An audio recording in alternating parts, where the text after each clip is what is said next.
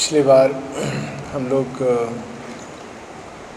इस बात की विचार कर रहे थे कि जो हमारी प्रकृति है वो जिस प्रकार से अभी बनी है, वो परा प्रकृति का भार, परा प्रकृति की शक्ति, परा प्रकृति का प्रकाश, परा प्रकृति का आनंद और विशालता, उसको वहन करने में सक्षम नहीं है।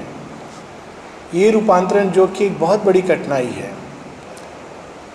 जब हम लोग ये सुनते हैं मदर्स फोर्स, मदर्स ग्रेस और हमारे शरीर मन प्राण में उतर जाना, ये एक पोइटिक इमेज नहीं है, ये एक रियलिटी है इनर लाइफ का। और चूंकि ये रियलिटी है इसलिए ये कठिन है। अगर ये केवल मात्र एक पोइट्री का इमेज होता कि हम लोग कल्पना किए और रूपांतरणकारी शक्ति उतर गई और रूपांतरण हो गया, तो योग बहुत सरल होता। लेकिन ठीक जैसे पुराने समय के जो तार होते थे वो ज़्यादा करंट सहन करने के लिए बने नहीं थे। जब नए प्रकार के विद्युत, नए प्रकार के ऊर्जा के स्रोत आए तो इतना काफ़ी नहीं था कि देखो अब न्यूक्लियर एनर्जी आ गया है, सब घर में प्रकाश हो जाएगा। सारे तारों को, बल्ब को, सब कुछ को बदलना पड़ा क्योंकि वो उस ऊर्जा का भार सहन नहीं कर सकते हैं। तो जब हम लोग इस चीज़ को पढ़ते हैं कि supramental world has come, new world is born, तो एक और मन में बहुत उत्साह आता है, बहुत कि देखो एक नया जगत आ गया। लेकिन नया जगत का जो शक्ति लेकर आया है, जो प्रकाश लेकर आया है, अभी हमारा मन प्राण शरीर उसके लिए तैयार नहीं है। और उसकी तैयारी के 2-3 तरीके होते हैं जिससे ये तैयार बने। योग का एक लंबा प्रोसेस केवल इसको तैयार करने में चला जाता है। और जितना गहरा, जितना डिटेल तैयारी होता है, उतना अधिक ये योग का जो फल है वो खिलता है। जितना कम तैयारी होगा उतना संकुचित रियलाइजेशन होगा। जितना वृहद तैयारी होगा, जितना वास्ट प्रिपरेशन, एक एक कोने के अंदर, श्री अरविंद सावित्री में एक लाइन लेते हैं, we must search our beings with the spiritual fire. किस किस कोने में सीमित चीज़ें छिपी हैं, कौन कौन से कोने में छद्मवेश में दस्यु रिपु छिपे हैं, कौन कौन सा कोना प्रकाश को नहीं देखना चाहता है, कौन कौन सा भाग है जो बहुत कमज़ोर है, कठोर है, रिजु नहीं है, जो थोड़ा सा वजन पड़ने से टूट जाता है। इसका अर्थ है बहुत सचेत होकर जीना। जो तैयारी का जो मेन एक प्रोसेस होता है, माँ कहती हैं, जब किसी ने पूछा योग के लिए तैयारी कैसे करें, माँ कहती बी कॉन्शियस। जितने सचेत होगे उतना अधिक हम लोग इस चीज़ को देख पाएंगे कि कौन कौन सा भाग तैयार नहीं है। और इस देख पाने का प्रोसेस कैसे होता है कि हम लोग जीवन के जितने अनुभव होते हैं वो किसी न किसी भाग को सामने लाते हैं और हमको दिखाते हैं मिरर की तरह, देखो ये भी है, ये भी है, ये भी है। और मनुष्य क्या करता है, अपना आँख मूंद लेता है, बोलता है मेरे में नहीं है, दूसरा में है, दूसरा में है, दूसरा में है। लेकिन वास्तव में हमको भाग दिखा रहा है, देखो ये हमारे अंदर है। जब ऐसे गति आती हैं तो घबराना नहीं चाहिए। बहुत लोग इसमें शुरू में बहुत अच्छा लगता है, जब जैसे जैसे ये मूवमेंट्स दिखते हैं अपने अंदर के, तो लोग घबरा जाते हैं, टूट जाते हैं, योग से दूर चले जाते हैं। मन के अंदर अपने मन प्राण शरीर को कई बार उन शक्तियों का केंद्र बना लेते हैं जो योग विरोधी हैं। बहुत अद्भुत यात्रा है ये। माने लास्ट टाइम हम लोग शायद इस बात की बात किए थे कि it is a real adventure. Adventure जो होता है उसमें क्या होता है, आप स्टार्ट करते हो कि हम लोग जाएंगे हिमालय के लिए, तो शुरू में बहुत उत्साह होता है, अरे वाह कितना अच्छा दृश्य है, कोई फ़ोटो दिखाते हैं, अच्छा बहुत अच्छा है, कैसे जाना होता है, गाड़ी लेके, टिकट लेके, सब मालूम हो गया हम लोग को, सामान भी पैक कर लिया, खूब उत्साह से चले। नैनीताल तक कुछ प्रॉब्लम नहीं होता है, खूब आनंद आता है। फिर धीरे धीरे धीरे हिमालय का और गहराई में जब जाते हैं, श्वास लेना कठिन हो रहा है, बहुत सर्दी है, हम लोग जिस सोच रहे थे कि कपड़ा तो बहुत आनंद वाला दृश्य होगा, लेकिन वो आनंद वाला दृश्य के लिए जो रास्ता है बहुत बार दम घोटने वाला रास्ता होता है। इसीलिए श्री अरविंद कहते हैं इस योग में एक तो you should have a call. अगर चैत्य सत्ता पुकार के साथ इसका चुनाव नहीं किया है तो बहुत आगे आदमी जा नहीं पाता है, थोड़ा आगे जाके रुक जाता है या टूट जाता है या बिखर जाता है।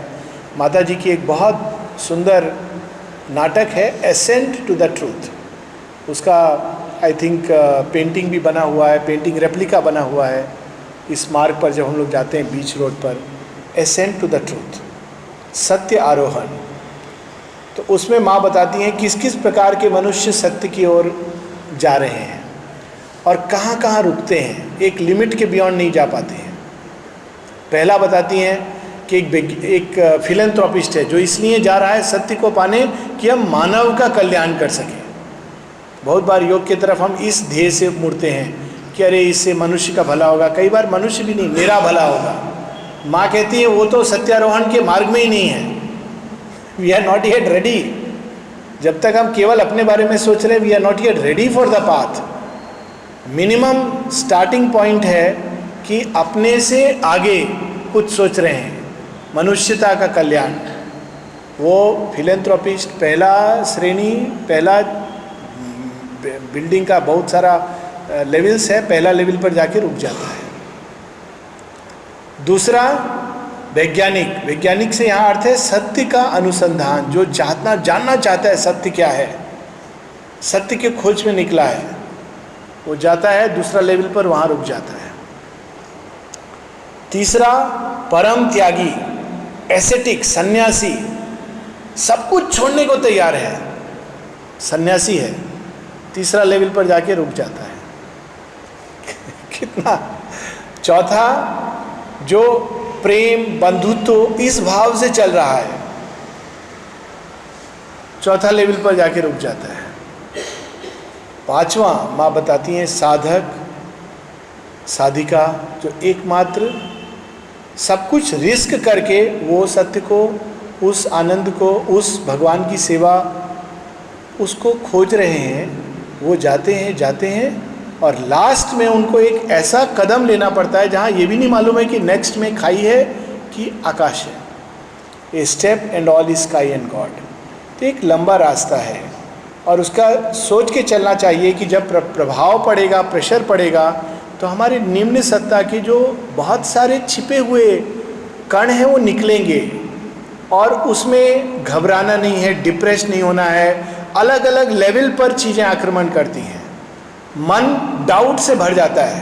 प्रारंभ में बहुत अच्छा है योग, हाँ यही चीज़ है, पहला कठिनाई आता है डाउट्स, सच में ये है क्या, भगवान सुनते हैं क्या, प्रार्थना का असर होता है क्या, माँ अभी भी हैं कि नहीं हैं, बहुत तरह के डाउट। और इसको अगर हम रिजेक्ट नहीं करेंगे, श्री अरविंद इसलिए रिजेक्शन पर जोर देते हैं, रिजेक्ट नहीं करेंगे तो धीरे धीरे धीरे ये हमारे मन में घर कर लेते हैं और हम constantly in A state of doubt and fear जीने लगते हैं। फिर ऐसा व्यक्ति अगर इस चीज़ को बहुत एनकरेज करता है तो बाद में वही व्यक्ति जो सत्य के खोज के लिए निकला था, इन विकृत शंकाओं का यंत्र बन जाता है और उसका दिमाग केवल doubts doubts doubts doubts.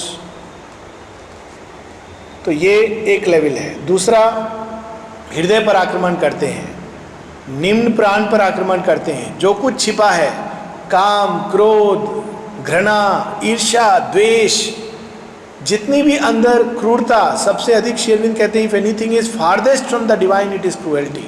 Shri Aurobindo से किसी ने पूछा था सबसे अधिक भागवत विरोधी कौन सी मूवमेंट है मानव चेतना में, इसको हम कह सकते हैं कि ये भगवान से बहुत दूर है। तो श्री अरविंद कहते हैं क्रूरता।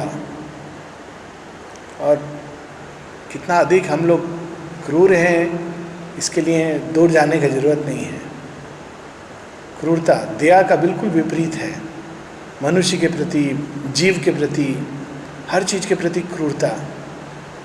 श्री अरविंद से किसी ने पूछा कि पाप कौन सा चीज़ है जो सबसे बड़ा पाप कहा जा सकता है, जिसको मनुष्य को निकालना चाहिए अपने अंदर से, कौन सा ऐसा चीज़ है जो सबसे पाप का ओरिजिन है, ये योग में पाप पुण्य का कंसेप्ट वैसे नहीं है, लेकिन श्री अरविंद अपने एफोरिज्म में बताते हैं कि कौन सा ऐसा रोग है जो मनुष्य को अपने अंदर बिल्कुल पालना नहीं चाहिए। श्री अरविंद कहते हैं सेल्फिशनेस एंड मीननेस। सेल्फिशनेस है स्वार्थ, केवल अपना भला देखना, अपना सोचना, मेरा इससे क्या लाभ होगा ये काम करने से। दूसरा मीननेस। मीननेस होता है बहुत छोटा, एक आदमी दूसरा का निंदा करता है, इसको मीननेस कहते हैं। एक आदमी दूसरा के प्रति बहुत घृणित विचार पालता है, मीननेस। ऐसा आदमी संकीर्ण हो जाता है, बहुत छोटा, इतना छोटा कि अतिमानस का प्रकाश तो क्या, मन का प्रकाश नहीं आ सकता। Even it is not open to mental light. वो इतना सीमित जगह है कि वहाँ दिया, मन का जो छोटा सा दिया है, वो जलाने से भी वो नहीं जलता है देर तक। तो ये सारे चीज़ों को अपने अंदर देखना, और ये सब निकलते हैं जैसे जैसे आदमी आगे जाता है उसके प्रभाव से, योग शक्ति के प्रभाव से निकलते हैं। डिप्रेशन, बहुत लोग डिप्रेस हो जाते हैं, और इसका जो सीक्रेट रहस्य ये है कि नॉर्मली मानव का जीवन कामनाओं के लिए एवरेज आदमी जीवन जीता है। इस योग में चूंकि एक प्रेशर है कि आदमी कामनाओं के लिए नहीं जिएगा, तो वो भाग हमारे अंदर तो है, मन जानता है, वो भाग नहीं जानता है। तो क्या करता है, डिप्रेशन में चला जाता है। अरे मेरा कोई नहीं है, कोई मेरा नहीं समझता है, कोई मुझे प्यार नहीं करता है, मैं देखो कितना अकेला हूँ, मैं लाचार हूँ, मैं बेकार हूँ, मैं इस योग के लायक नहीं हूँ, मुझे चले जाना चाहिए। फिर धीरे धीरे ये सब विचार आएगा, मुझे चले जाना चाहिए, ये जगह मेरे लिए नहीं है, I am good for nothing. और ऐसे बहुत से लोग हैं जो ये डिप्रेशन का जब एक व्यक्ति को आता है तो और उसको एनकरेज करते हैं, हाँ यू आर यूजलेस, क्रिटिसिज्म, ये सब चीज़ हम माँ के काम में बाधक। तो ये चीज़ें अंदर में उठती हैं, उनको क्या करना है? माँ कहती हैं expose these movements to the light. जितने ऐसे मूवमेंट निकलेंगे उनको एक्सपोज करना है। लेकिन कौन सा भाग है जो उनको देखेगा और एक्सपोज करेगा? चैत्य सत्ता तो बहुत बाद में निकलती है। माँ ने बोला है 30 years ऑफ योगा, तो 30 years ऑफ योगा ठीक है, अगर बहुत कोई बहुत सिंसियर है तो 5 years 10 years, या पूर्व जन्म का कुछ योग का जमा पूंजी है 2 years, लेकिन प्रारंभ तो हो गया। तो कौन सा भाग है जिसको पकड़ने से हम अपने निम्न प्रकृति के बाकी भाग को हेल्प कर सकते हैं प्रकाश देखने में? श्री अरविंद इस प्रश्न को उठाते हैं कि सबसे पहले किस भाग को शुद्ध किया जाए। जब कोई स्नान करता है तो कहाँ से शुरू करते हैं स्नान? कोई लोग पाँव पर पहले पानी डालते हैं, कुछ लोग शरीर पर डालते हैं, कुछ सिर से शुरू करते हैं, फिर धीरे धीरे लास्ट में जहाँ बहुत गंदगी है पाँव, वहाँ पर अच्छा से मालिश करते हैं। बहुत लोग तो करते भी नहीं हैं, गंदा पाँव एकदम गंदा रहेगा, सिर में पानी फ्रेश तक ठीक है। तो सबसे पहले किस भाग को शुद्धि करना प्रारंभ करना है, जिसको शुद्धि करके बाकी हिस्से हेल्प हो सकते हैं? श्री अरविंद कहते हैं दी फर्स्ट थिंग, मनुष्य के अंदर जिस भाग का प्रारंभ करना चाहिए शुद्धिकरण, इस बुद्धि। बुद्धि से प्रारंभ करना चाहिए। श्री अरविंद बताते हैं एक एवरेज आदमी का बुद्धि से प्रारंभ करने का मतलब है लीड ए रीजनेबल लाइफ। माँ बार बार योग में हम लोग सुनते हैं, you have to go beyond reason, मन के परे जाना है, बुद्धि के परे जाना है। बिल्कुल ठीक बात है, लेकिन परे जाने के लिए आप रॉकेट जब आसमान में उड़ता है तो धरती से प्रारंभ करता है उड़ना। तो मानव चेतना के भूमि में कौन सा भाग है जो इस उड़ान को सस्टेन करके आगे ले जाएगा? तो श्री अरविंद बताते हैं स्टार्ट विद बुद्धि का सफाई करना प्रारंभ करना है। इसका अर्थ क्या हुआ? बुद्धि के ऊपर क्या क्या चीज़ है जो कपड़ा से ढकती है बुद्धि को, आवरण से ढका हुआ है, उसको पहले हटाना है। एक आवरण जो बुद्धि के ऊपर होता है इंद्रिय का आवरण। हमारी बुद्धि भ्रमित होती है बाहरी दृश्य को देखकर, फट से जज करती है बाहर से देखकर, ये व्यक्ति ऐसा है, ये व्यक्ति वैसा है। आज हम लोग कितना सुंदर माँ बताती हैं, French and Indian both double nationality, I can be of equal service to all. हम लोग बाहर से जज करते हैं, बाहर से सत्य को पकड़ते हैं, बाहर से समझते हैं। बुद्धि इंद्रियगत है, इंद्रियों का पकड़ में है। इंद्रिया जैसा कहती है बुद्धि उधर जाती है। इंद्रिया कहती है वो बहुत अच्छा चीज़ है, हमारा बुद्धि उधर एकदम गाय का तरह खींच करके जाती है। ये खाने योग्य चीज़ है, हाँ हाँ हाँ चलो। तो पहले बुद्धि को इंद्रिया का पकड़ से मुक्त करना है। इंद्रिया अपना कर्म करेगी, बुद्धि अपना कर्म कर रही है। इंद्रिया कई बार धोखा दे रही है, बुद्धि बता रही है कि ये ठीक नहीं है, ये धोखा दे रहा है। ये बुद्धि के अंदर ये विवेक जागृत करना बहुत आवश्यक है। एक छोटा सा कहानी है कि एक बच्चा क्या बोलते हैं, गुड़ का ढेली घर में माँ छोड़ के गई और बच्चा भी घर में था, और बच्चा को बोल के गई गुड़ मत खाना। संसार का नियम है, जो चीज़ मना किया जाता है सबसे पहले आदमी वो करने के लिए आतुर होता है। जब माँ वापस आती है देखती गुड़ गायब है, बच्चा से बोलती है जब मैं गई थी तो तुमको और गुड़ को छोड़ के गई थी, आती हूँ तो देखती हूँ खाली तुम हो, गुड़ नहीं है, क्या हुआ? तो बच्चा बोलता है माँ मैं गुड़ खाया, लेकिन सच पूछो मैं जितना बार खा रहा था उतना बार रो रहा था, रोते रोते खाया हूँ। ये एक बहुत सिंपल सांकेतिक कथा है। बुद्धि क्या कहती है? अगर बुद्धि थोड़ी प्योरीफाई है, बता रही है हमको, इंडिकेशन दे रही है, don't do this, this is unreasonable, ये जो चीज़ है ये सही नहीं है। और जब बुद्धि ढकी होती है तो क्या बोलता है आदमी, नेचुरल है, हम ऐसा क्यों नहीं करेंगे, वो हमको ऐसा बात बोला है, हमको क्रोध आना नेचुरल है। तो यहाँ नेचुरल चीज़ के लिए तो आदमी है नहीं, यहाँ तो सुपर नेचुरल चीज़ के लिए है। तो बुद्धि भावनाओं से ढक जाती है।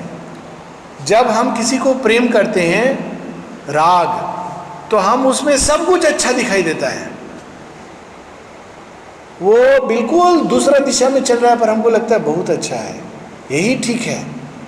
और जिसे द्वेष करते हैं उसका सब कुछ हमको बुरा दिखाई देता है, from the dress he wears, क्या वस्त्र पहनता है उससे लेकर उसका विचार, जिससे हमको द्वेष हो गया। वो अगर अच्छा बात भी बोलेगा तो हम लोग बोलेंगे देखा, कुछ मोटिव दूसरा ढूंढ लेंगे। बुद्धि को उससे मुक्त करना है और ये देखना है कि ये चीज़ अपने आप में सही है या गलत है। प्योर तर्क का दृष्टि पर ये खरा उतरता है कि ये ठीक नहीं है। कोई व्यक्ति जिसको हम बहुत आदर करते हैं, बहुत स्नेह करते हैं, उसका मुख से भी कोई बात निकला, बुद्धि कहती है ठीक नहीं है, रिजेक्ट इट।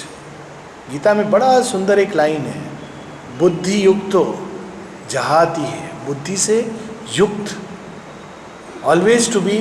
इनफैक्ट गीता में बहुत इंपॉर्टेंस दिया है, प्रारंभ योग का होता है बुद्धि योग से, कि बुद्धि को जागृत करो। बुद्धि इनफैक्ट, और गीता में जब अर्जुन पूछते हैं कि मनुष्य का विनाश, अधपतन कैसे होता है, तो कृष्ण कहते हैं, श्री कृष्ण, क्रोधात् भवति सम्मोह, क्रोध से, क्रोध के पहले कामना जागता है, कामना का पूर्ति नहीं होने से कामात् भवति क्रोधा, क्रोधात् भवति सम्मोह, फिर मोह, भ्रमित हो जाता है, क्रोध के बाद भ्रमित हो जाता है। फिर नेक्स्ट स्टेप क्या होता है, बुद्धि नाशो, स्मृति भ्रंशो प्रणश्यति, बुद्धि का नाश होता है एंड द पर्सन फॉल्स।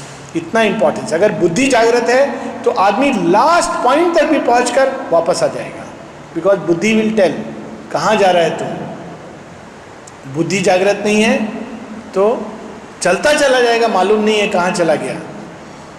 क्यों? क्योंकि one is not in position of one self. चैत्य सत्ता के कंट्रोल आने के पहले एक इंटरमीडिएट स्टेज है बुद्धि का उपयोग, और बुद्धि के द्वारा हमारे पूरे मूवमेंट्स को बुद्धि के अधिकृत करना। It is not the highest, पर एक इंटरमीडिएट स्टेज है। ये मेरे अंदर जो भावना है बुद्धि के अनुसार ये सही है या सही नहीं है, ये मुझे किस दिशा में ले जा रही है। इसमें वन कैन सी, एक स्टेप हमने लिया है, अभी ये दूसरा स्टेप हमको किधर ले जा रहा है।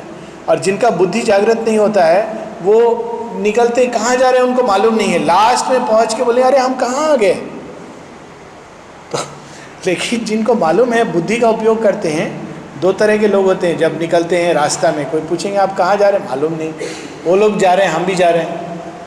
फिर बोलेंगे आपने टिकट उकट लिया है, कहाँ टिकट मिलता है, टिकट काउंटर पर जाएंगे, कहाँ का टिकट चाहिए, कहें मालूम नहीं, कहीं का दे दो, कहाँ गाड़ी कहाँ जा रहा है, तो बोलते हैं अच्छा भुवनेश्वर जा रहा है, अच्छा भुवनेश्वर का टिकट दे दो, बैठ गए।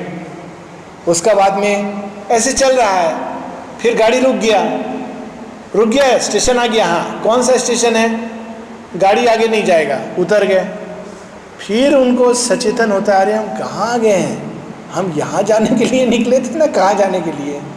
जिसका बुद्धि होता है वो दूसरे ढंग से करता है, वो पूछता है कि हमको कहाँ जाना है, अच्छा आपको भुवनेश्वर जाना है, टिकट खिड़की पर जाएगा, पूछेंगे कहाँ का टिकट चाहिए, भुवनेश्वर का टिकट चाहिए।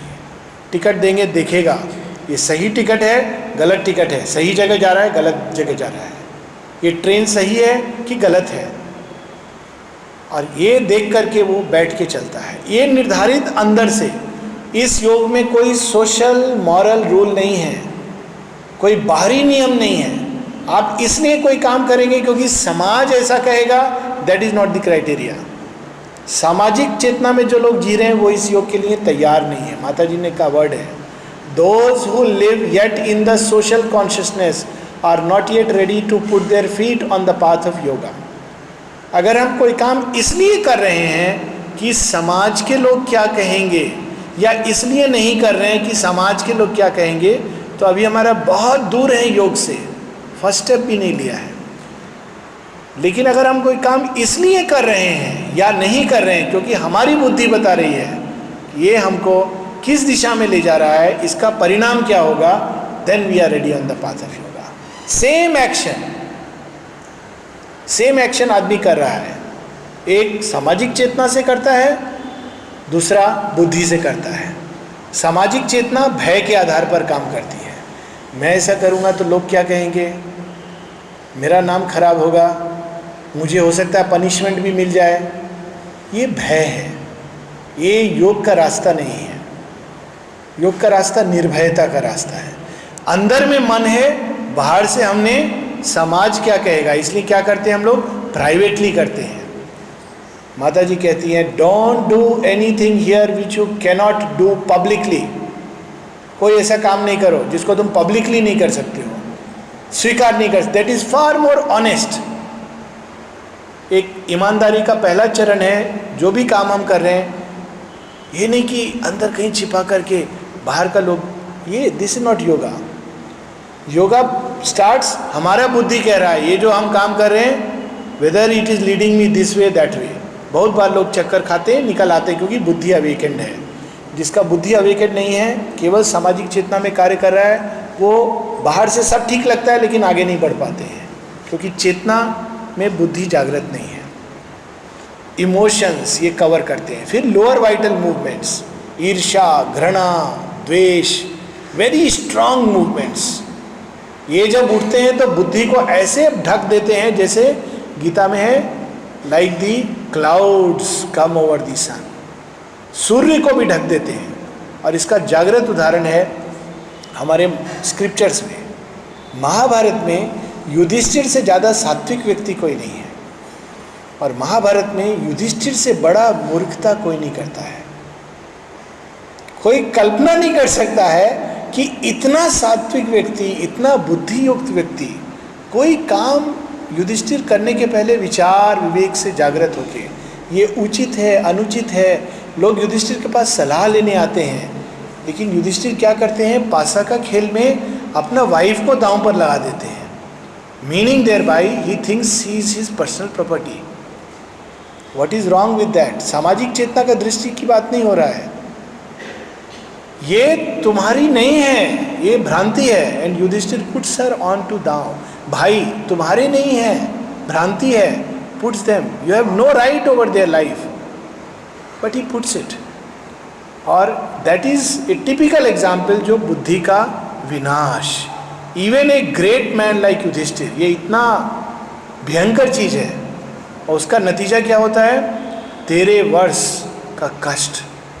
वो कष्ट क्या है? शुद्धि का प्रोसेस ऑफ प्योरिफिकेशन। दुर्योधन जिसका बुद्धि है ही नहीं, उसको कोई प्रॉब्लम नहीं है। भगवान परीक्षा भी हमारा कैपेसिटी के अनुसार देते हैं। दुर्योधन को कोई राजमहल के बाहर नहीं जाता, वो राजमहल में रह के जेल में रह रहा है, उसको शुद्धि का जरूरत नहीं है। दुर्योधन का बचपना का स्टेज है, भगवान कहते तुमको खिलौना से खेलना है खेलो। पांडव एक गलती करते हैं, युधिष्ठिर, 1 मिस्टेक, 13 years, खुद पत्नी भाई, हम लोग कल्पना नहीं कर सकते उनको कितना अंदर में आत्मग्लानि हुआ होगा। रामायण में हम कितना आराम से बोल देते 13 बरस वनवास चला गया है, इसमें महाभारत में, लेकिन कितना उसी प्रकार दशरथ, बुद्धिनाश, रानी को वचन दिया, ठीक है, पर बुद्धि क्या बोलेगी? Is this right? मैं अपना वचन को पालन करूंगा, I will be regarded as a great man, लेकिन ये जो मैं कर रहा हूं क्या उचित कर रहा हूं? क्या वचन का सीमा व्यक्तिगत स्तर पर समाप्त नहीं हो जाता है? इस वचन में सीमा का अतिक्रमण हो गया है। जो दशरथ से मांगा कैकेयी ने, व्यक्तिगत कोई चीज नहीं मांगा, वह चीज मांगा जो दशरथ का नहीं है। राज सिंहासन दशरथ का नहीं है, राज्य दशरथ का नहीं है, and yet he gives. This is a sign of बुद्धिनाश, और उसका रिजल्ट ट्रेमेंडस सफरिंग, यहाँ तक कि उनको मृत्यु का वर्ण करना पड़ा उस शोक विषाद का अवस्था में।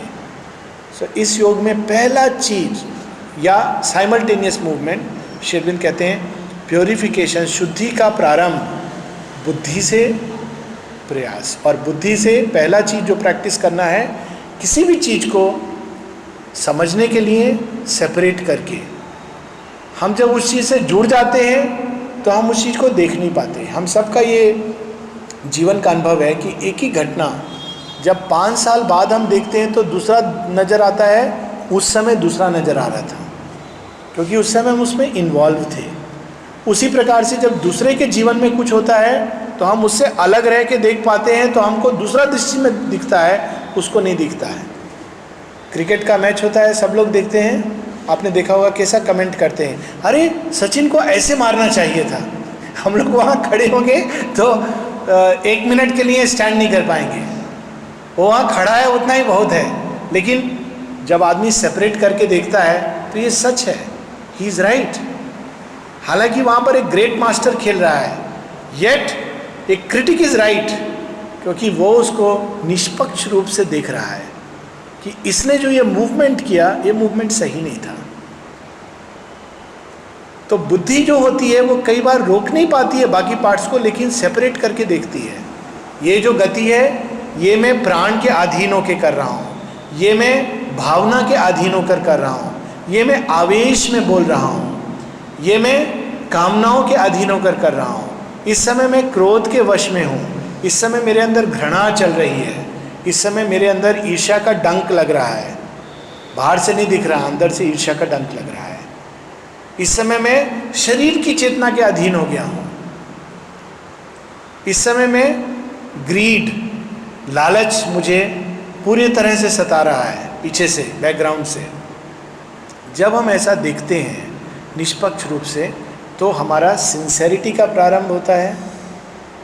First step towards sincerity is to recognise the faults in one's own nature. Not recognise in the sense कि मैं पापी हूँ, मैं बेकार हूँ, नॉट लाइक दैट। कौन से मूवमेंट्स हमारे अंदर क्या क्या कलरिंग लिए हैं, यहाँ तक कि मिक्स्ड होते हैं मूवमेंट, एक अच्छा मूवमेंट एक बुरा मूवमेंट मिक्स्ड है। एक इसका टिपिकल एग्जाम्पल है ह्यूमन लव, चैत्य भाव और प्राणी का आवेग मिक्स्ड है। श्री अरविंद बहुत जगह बताते हैं, इनफैक्ट जानवरों में बताते हैं कि एक बड़ा श्री अरविंद का एक इवनिंग टॉक्स में ऑब्जर्वेशन है बिल्लियों के बारे में, मनुष्य का बात नहीं। ये बिल्ली जब उस बिल्ले के साथ में है तो उसका केवल एक शारीरिक रिएक्शन है, यही सेम बिल्ली का बात बता रहे हैं, दूसरे के साथ में इसका एक प्राणिक स्पंदन है, तीसरे के साथ इसका अंदर एक चैत्य भाव है। This is same cat. Human consciousness में तो चीज बुरा तरह मिक्स्ड है, और उस बाहरी चीज को रिजेक्ट करना और अंदर का सत्य को पकड़ना, this is the secret of yoga. वो कठिन है। धान बोलते हैं, जो गेहूं का दाना होता है और उसको जमीन में उगता है, उसको क्या बोलते हैं, बड़ा बड़ा गेहूं का पेड़ नहीं माने पौधा, जो भी बोलेंगे। तो जब समय आता है, सीज़न, राइट ऋतु आता है, तो क्या करते हैं किसान, उसको निकालते हैं, काटते हैं पैडी, उसका बाद उसको तमिलनाडु में तो रोड पर रख देते हैं, गाड़ी जाता है और धीरे धीरे उसमें से जो बेकार का चीज़ है निकल जाता है, और बहुत जगह उसको पीटते हैं। पीटने से अंदर जो गेहूं का दाना है वो निकल जाता है, और जो बेकार चीज़ है उसको लास्ट में भूसा के रूप में गाय को दे देते हैं खाने के लिए। मानव चेतना में उसी तरह एक गेहूं का दाना, उसके चारों तरफ बहुत सारा धान का चीज मिक्स्ड है, और हम लोग गलती क्या करते हैं, गेहूं का दाना और धान दोनों एक साथ फेंक देते हैं। पुराना योग में ये करते थे। यहाँ गेहूं का दाना को निकालना है और धान को, और बाहरी जो उसका कवर है उसको रिजेक्ट करना है। जब रिजेक्शन का बात होता है, it is the wrong movement in nature that has to be rejected, not nature itself. प्रकृति को रिजेक्ट नहीं करना है, भोजन को त्याग नहीं करना है, भोजन का अंदर ग्रीड को त्याग करना है, मानव संबंध को त्याग नहीं करना है, मानव संबंध के अंदर अहंकार कामना को त्याग करना है, बुद्धि का उपयोग को त्याग नहीं करना है, बुद्धि का अंदर जो फॉल्स मूवमेंट्स है उसको त्याग करना है, ideas, opinions. It is very difficult. उसके लिए पहले पौधा उगेगा, राइट सीजन, कटाई होगा, बीटिंग होगा, फिर चुनना पड़ेगा माइक्रोस्कोपिक आँख से, and that is the process of purification. प्रारंभ विद द बुद्धि, अपना बुद्धि को सेपरेट करके किसी भी चीज़ से देख पाना, और फिर धीरे धीरे उसको सैंक्शन नहीं देना, फिर वो मूवमेंट चलेगा, after some time it will finish. हम लोग क्या करते हैं, इंडल्ज करते हैं, बाद में दुखी होते हैं। 30 years, 40 years it will continue, it will not change, it will be the same. The right way is to separate and see, अलग करके। ये अभी भी कर रहा है वही चीज़, पीछे में कोई चीज़ कह रही नहीं नहीं नहीं, धीरे धीरे इसका पकड़ कम होता जाएगा, after some time it will just drop off. That is the process of purification, शुद्धि का प्रोसेस इस योग में। हम लोग यहाँ पर विश्राम लेंगे, और मार्च से will start again, February month we will rest.